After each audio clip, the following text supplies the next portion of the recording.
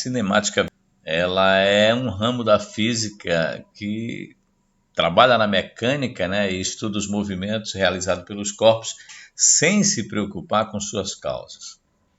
Eu coloquei aí alguns tópicos aí para a gente falar um pouquinho, para esclarecer para vocês, como ponto material. O que vem ser um ponto material? Quando estudamos o movimento de um corpo, muitas vezes é necessário levarmos em conta o seu comprimento, o tamanho daquele corpo, né?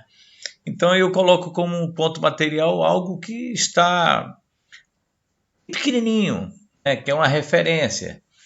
Exemplo aqui, você está no mar, aí tu olha para dentro do mar e tu vê um navio, mas ele está passando muito longe. Aí tu tens aquele navio, só aquele pontinho preto lá bem distante de ti. Tu sabes que é um navio, mas não dá para identificar o navio, né? É um navio, mas que navio é? É um navio cargueiro? Não, é um navio, tem vindo um navio ali, mas você não consegue. Ora, quando ele está muito longe, a gente chama de ponto material, né? Ele tem tamanho, tem comprimento, tem largura, tem altura, mas você não consegue identificar o que é. Daí a gente chama de ponto material.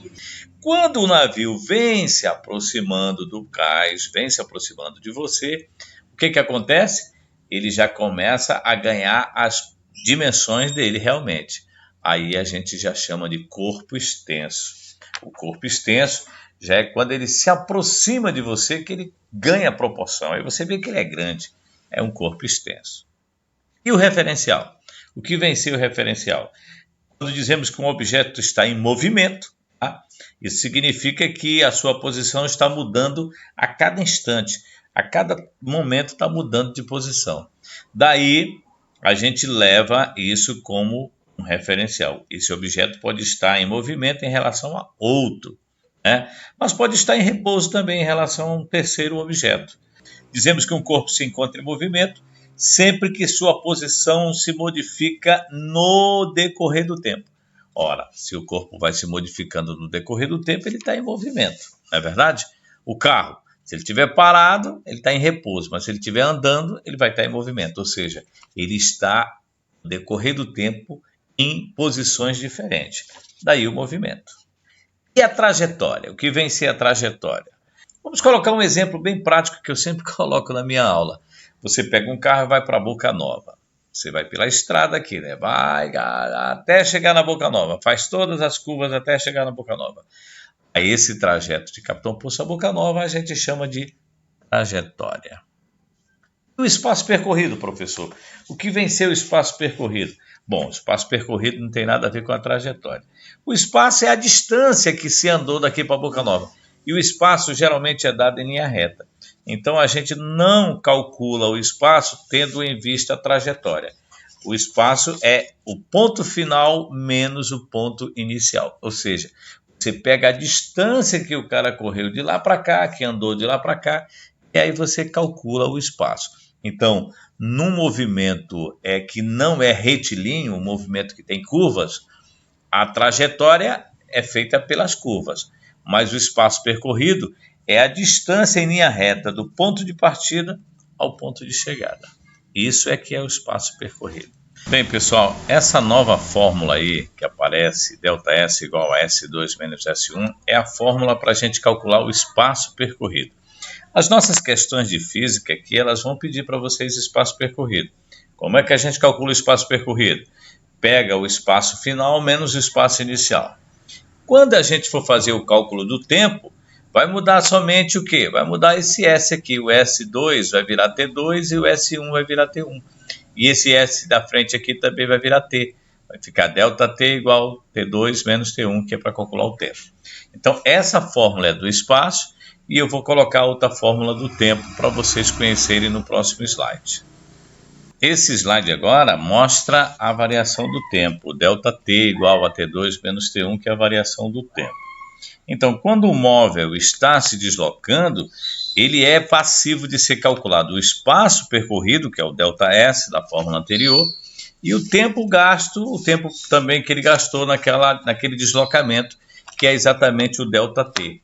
Ou seja, assim como no espaço, o tempo é também o tempo final menos o inicial. Ou seja, T2 menos T1. Para calcular o tempo, a gente usa essa fórmula aí acima, essa fórmula do T aí, onde o T é a variação do tempo, o T2 é o tempo final e o T1 é o tempo inicial. Eu vou colocar essa fórmula e a outra no exercício agora que a gente vai resolver para vocês verem melhor. Esse slide aí mostra a velocidade média. A velocidade média ela é calculada quando você pega o espaço e divide pelo tempo.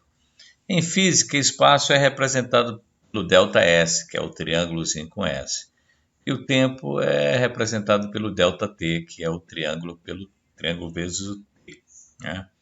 Então, toda vez que tem variação de espaço e variação de tempo, aparece o ΔS e aparece o ΔT. Vamos ter um exemplo agora, onde eu vou pedir para a gente calcular a velocidade média de um móvel. E depois a gente vai também ter um exemplo de conversão. Como é que a gente converte metros por segundo para quilômetro por hora e quilômetro por hora para metro por segundo.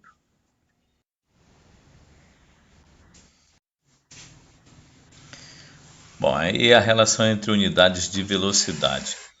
A gente pode transformar metros por segundo, multiplicando por 3,6 em quilômetro por hora, e pode fazer o caminho contrário, pegar quilômetro por hora, dividir por 3,6 e chegar em metros por segundo.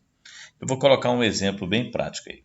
A gente transformar, por exemplo, 20 metros por segundo em quilômetro por hora. O que a gente vai fazer? Vamos pegar os 20 metros e vamos multiplicar por 3,6. Vai passar para 72 km por hora. Ao passo que se eu pegar 108 km por hora e for transformar em metros por segundo, eu vou pegar 108 e vou dividir para 3,6, que vai dar 30 metros por segundo.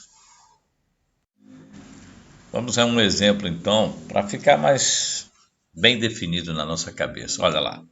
Esse exemplo está no caderno de vocês. Se um carro percorre a distância de 600 km com velocidade média de 100 km por hora, qual o tempo gasto nesse movimento? Bom, a velocidade média é o espaço dividido pelo tempo, está na fórmula aí. Ora, eu não tenho tempo, mas eu tenho a velocidade e tenho o espaço. Então, o que é que eu vou fazer? O tempo eu não tenho, mas tenho a velocidade e tenho o espaço. Então, eu isolo o tempo, eu isolo o t, coloco o t na frente da igualdade. Aí eu pego o espaço que é 600 km, né? E divido pelo tempo, aliás, pela velocidade do carro, que é 100. Dividindo 600 para 100, você corta os dois zeros do 600 e os dois zeros do 100, fica 6 dividido para 1, que dá 6 horas. Muito fácil, essa questão está resolvida no caderno de vocês. E agora segue os exercícios aí, as 5 questões para ver se vocês conseguem fazer e entregar na próxima aula. Boa sorte, bom trabalho.